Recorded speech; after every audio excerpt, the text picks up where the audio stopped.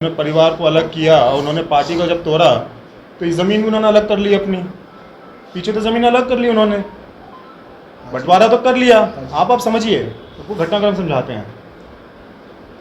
हाजीपुर वाला जो ज़मीन है वो भी उन्होंने ले लिया।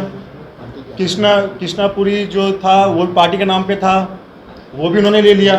जो बड़ी बड़ी चीज़ें थी वो तो उन्होंने ले ली।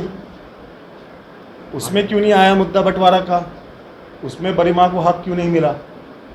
उसमें बड़ी माँ को बीच में क्यों नहीं लाया गया?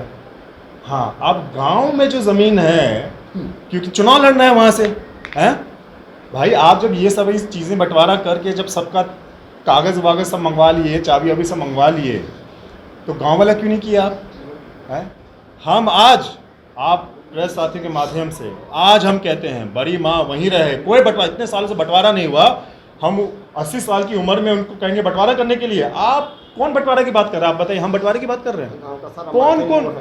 कौन बंटवारा का बात कर रहा है? हाँ, बंटवारे की बात अरुण जी कर रहे हैं। क्यों? झगड़ा उनमें है। बंटवारा की बात कौन कर रहे हैं? चिराग भैया कर रहे हैं। क्यों? झगड़ा उनमें है। कानून अगर आप समझते हो, अगर आप सिस्टम को अगर सिस्टम, बिल्कुल, किन्होंने कहा? बड़ी माँ ने कहा। अरे बड़ी माँ 80 साल की भोली भाली महिलाएं हैं, आप समझती क्यों नहीं है इस बात को? उनको जो कहा जाता है वो करते हैं। आप जो कहा जाता है वो करते हैं। आप इस बात को समझिए, घटनाक्रम आपको समझाते हैं। आप कह रहे हैं एक प्रॉपर्टी का बंटवारा चार में हो, हम कहते हैं क्यों हो प्रॉपर्टी का बंटवारा? बड़ी माँ सब पढ़िए हैं, क्यों हो बंटवारा?